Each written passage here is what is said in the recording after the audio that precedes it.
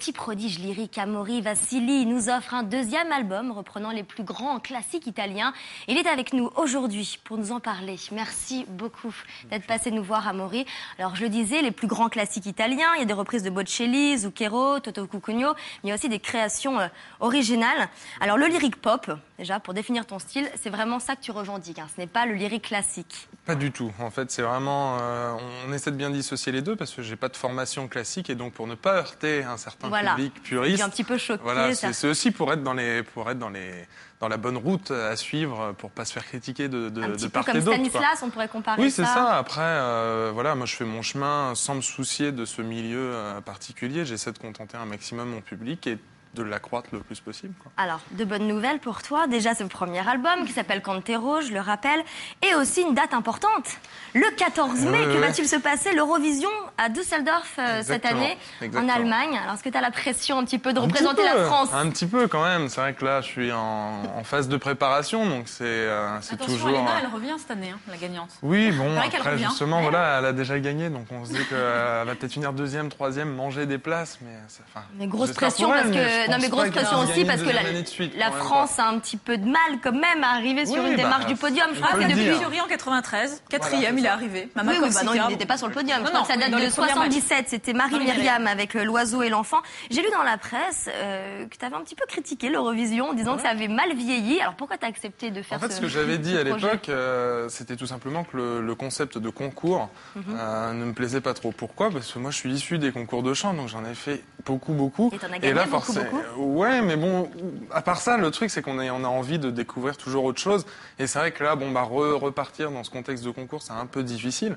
Parce que c'est vrai qu'il y a une autre pression, c'est ce que je disais tout à l'heure, c'est que finalement, je flippe beaucoup plus de ça, d'être jugé, que de chanter devant 200 millions de personnes. C'est pas vraiment ça qui me fait peur, quoi. Alors là, c'est un chant me retrouver devant corse. des jurys, ouais, voilà, c'est un chant corse, donc choisi parce que... Tu as une liberté pour le choix de...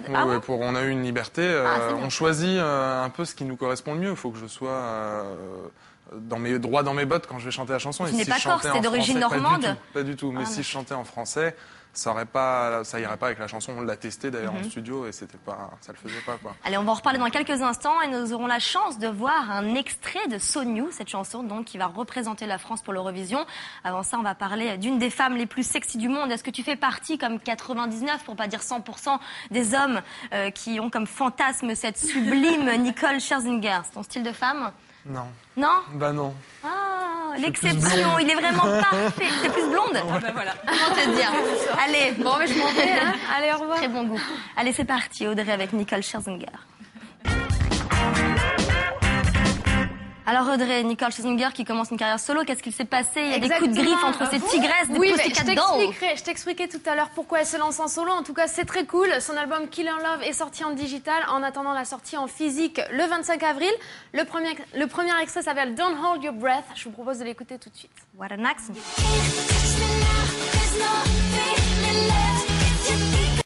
Raw, personal.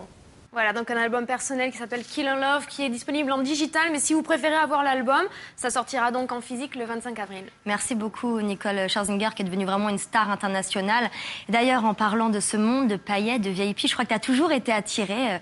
J'ai lu dans une interview que tu avais dit à ta petite copine pour la séduire comme un des arguments, tu sais, je vais peut-être faire carrière, je t'emmènerai dans les belles soirées, on aura une vie de VIP. Alors ça y est, est-ce que tu fais enfin partie de ce cercle? Non, non, parce qu'en fait, c'est pas du tout ce que j'aime moi, donc c'est vraiment du blabla comme ça. En pensant que tu allais la voir, alors que c'est une fille plus simple. Et déjà, et puis je pensais peut-être que j'étais comme ça à une époque, et finalement, je suis pas quelqu'un qui aime sortir tout le temps. Je suis très casanier. Et elle non plus, finalement. Et elle non plus, donc... Anne la connaît peut-être. On a lu les mêmes coupures de presse, je crois. Ça fait 4 ans que vous êtes ensemble. Donc, comment elle vit cette notoriété? Parce que quand même... plutôt pas mal. Elle a peur qu'on vienne frapper à sa porte pour lui demander des interviews, des choses. Elle n'a pas envie du tout de se retrouver confrontée à ça. Elle est dans le milieu du chant? Pas du tout. Elle travaille chez Énergie.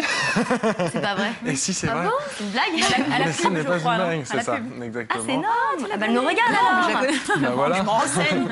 Très bien. Alors celle-là, oui, elle a une signification très particulière puisque c'était la seule chanson à laquelle je m'étais jamais frotté parce que je pensais ne pas être capable de la chanter, tout simplement. Et là, hein, quand j'ai réalisé ce deuxième album, Cantero, je me suis posé la question. Je me suis dit, bah voilà, est-ce que c'est pas le bon moment pour la sortir? Surtout que cet album, on voulait lui donner vraiment des couleurs italiennes. Donc, il y a 13 chansons, 12 voilà, en italien et une seule en français. Voilà, pour faire un petit cadeau Ouais, à mon petit public. cadeau, ouais. Voilà, c'est ça. Et donc, petit certes, C'est super cadeau bien, quand mais même. Mais pourquoi l'italien déjà? Est-ce que c'est pour toi Parce que la c'est plus plus belle langue fluide. pour parler Ouais, d'amour? exactement, bah, bien évidemment. sûr. Tu parles italien un peu? Pas du tout, mais justement, je sais le faire en chanson, c'est déjà pas mal. Et puis tu parles corse aussi. Et voilà, Allez, c'est tout de ça. suite, je vous propose de regarder. Croire, quoi. Tous nos espoirs reposent sur tes épaules, mon jeune Amaury. Alors, je disais donc 13 chansons, 12 en italien, une seule en français. On est obligé d'en parler. Donc, une chanson un peu hommage pour remercier ton public français. Une superbe chanson qui est une reprise de Michel Legrand, Les Moulins de mon cœur. Pourquoi cette chanson-là en particulier? Alors parce que je voulais avoir une chanson qui allait faire le contrepoids en fait dans cet album et qui allait montrer un peu de plus de douceur finalement, parce que je suis toujours à essayer d'envoyer ma voix, parce que c'est ce que j'aime faire, et c'est vrai que là il fallait que je me prête à cet exercice-là, et je trouvais que c'était un bon exercice pour contenter le public et pour qu'ils aient un autre aspect de ce que je peux faire, quoi, tout simplement. Alors une autre chanson aussi que j'ai beaucoup aimée, Dietro l'amore, c'est la version italienne de Derrière l'amour qui a été chantée par Johnny Hallyday. C'est pas trop dur de passer après Johnny? Bah bien sûr, c'est Amaury. pour ça que je l'ai pas fait en français. Parce que je voulais pas chercher la comparaison en aucun cas. Je voulais plus essayer de faire un petit hommage, surtout que cette chanson, moi je la trouve magnifique aussi. Donc voilà, je me suis dit c'est un bon moyen de la reprendre. Et un de petit rendre duo un avec petit hommage. Johnny, ça serait pas mal, Ah, ça serait français-anglais. top, hein. Il Français, t'a italien. pour son nouvel album parce qu'il a appelé M, il a appelé Bah plein non, mais il de a appelé petits tout le jeunes monde, comme ça. mais Bah on oui, peut sauf pas- toi alors. Bah voilà, c'est ça. D'ailleurs, en parlant de duo, j'ai lu que le plus beau duo qui te serait possible de faire, ce serait avec Eminem. C'est Ah, un ça peu le serait choc énorme. des cultures. Ah, c'est Ça, clair. c'est sérieux, ça? Ah bah ouais, c'est sérieux, ça serait énorme. C'est quelque chose que j'aimerais Avec vraiment. Eminem, et tu chanterais... Non, je rapperai pas, mais justement, je sais tu que... rapperais pas, tu chanterais, quoi. voilà, oui, je Oui. chanterais avec mon style musical, parce que je sais que ça peut correspondre. Je l'ai déjà entendu de nombreuses fois dans le rap français. On a souvent repris des airs d'opéra pour correspondre à... Faut demander à ton Bah, faut attaché de contacter, presse. ouais, mais bon, je vais attendre Appeler les d'avoir, voilà, c'est ça, je vais attendre d'avoir des contacts aux States, et là déjà, je me concentre sur l'Eurovision. Si j'arrive à convaincre les Européens, peut-être que j'aurai une chance d'aller là-bas, de l'autre côté de Alors, on l'Atlantique. parle de duo, on va rester dans le domaine des duos. Il y en a un très beau avec Davide Esposito, qui est un véritable artiste en Italie, un compositeur, un chanteur. Ce titre s'appelle Miserere. Comment vous vous êtes rencontrés? Est-ce que c'est lui qui est venu vers toi? Alors Est-ce ça a que été c'est toi un vrai hasard, puisque quand on m'a proposé un contrat chez Warner, on m'a aussi proposé une chanson. Si j'étais capable de chanter cette chanson, j'avais sûrement mon contrat en fait. Donc je suis allé la chanter, et c'était une chanson de Davidé. Donc moi j'ai eu vraiment le coup de cœur quand ils me l'ont présentée, et c'est comme ça que j'ai su avec qui j'allais travailler pour de nombreux albums, parce que c'est vrai que j'adore ce qu'il fait. Je me suis vraiment trouvé en lui dans sa musique, et donc j'ai vraiment envie de continuer à bosser Le avec côté lui. séducteur italien, est-ce que tu retrouves ça aussi en toi? Ah, ça, je sais pas. Oui, un petit peu. Parce que l'envie de séduire, elle est tout le temps. Ta compagne là, a dit et- que tu étais un vrai gentleman et que tu savais parler aux femmes. Voilà. Apparemment. Vous nous rendez toutes jalouses. Allez, on va en reparler dans quelques instants. On va parler de 7e art. Est-ce que tu es allé au cinéma dernièrement? Ce qui est un film. Très vite, on fait peur aux financiers, parce que dès qu'on sort un peu du sentier battu, des choses qu'ils attendent d'une certaine manière, tout le monde prend la peau d'escampette, quoi. Est-ce que tu as pu avoir des petites anecdotes croustillantes de ce Oui, tournage? la pizzeria n'est pas une pizzeria, c'était un garage au début et ça a créé vraiment une ambiguïté chez la population locale, nos amis les Belges. Écoutez. C'est un garage, effectivement. En fait, Samuel voulait vraiment qu'on soit dans un endroit où on se dise que le mec, même avec la meilleure volonté du monde, il était quand même coincé entre une gare ferrée, enfin une voie ferrée. Il y avait quand même un boucan, il est dans une intersection. Et en fait, quand on a monté la pizzeria en décor, les gens étaient super contents qu'on ait monté une pizzeria là. Donc ils venaient nous dire alors vous ouvrez quand? Ils venaient voir et ils se disaient merde, il va y avoir une vie sociale au moins dans le coin. Et même je crois le prince en Belgique, en fait il y avait une école juste à côté, et un jour il est venu demander, il me dit alors il paraît que vous ouvrez une pizzeria. Allez, courez voir chez Gino si vous ne l'avez pas encore fait. Donc c'est avec José Garcia, Anna Mouglali, Samuel Benchetrit, Jules Benchetrit aussi. C'est ses premiers pas, le fils de Samuel Benchetrit qu'il a eu avec Tout Marie est en famille Trintignant. dans ce film. C'est bien. Exactement. Vous passerez un bon moment.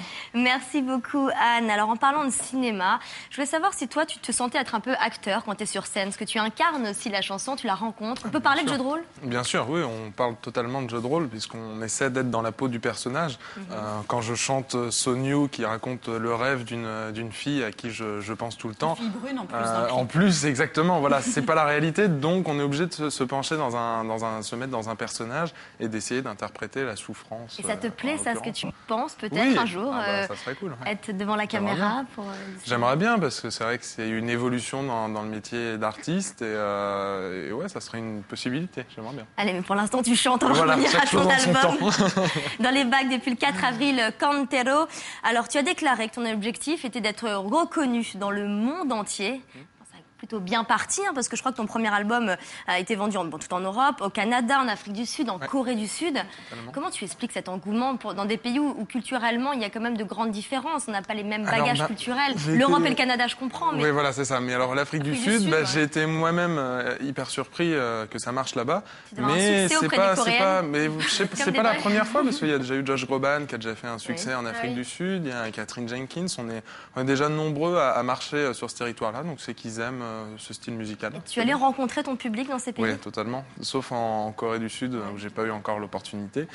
Mais là, je reviens d'Afrique du Sud il y a un mois. C'était non, c'est génial. C'est quoi. qui ton public en fait? C'est quelle tranche C'est d'âge? la Hommes, même population qu'en France et ça va des enfants jusqu'aux grands-parents il y a peut-être un petit peu moins de jeunes de mon âge finalement mais ça reste très homogène dans tous les âges, c'est ça qui est agréable. Ouais, il y a moins de jeunes qui écoutent. Tu le déplores ça bien justement que tu as Oui 21 et non, ans? oui et non, parce que moi-même je n'écoute pas forcément ce que mes collègues du même style musical font, donc voilà, j'écoute du Eminem, des choses comme ça n'a rien à voir. T'écoutes comme un peu de lyrique. Oui, un petit peu, mais du rap et c'est du reggae aussi, ouais, c'est ça.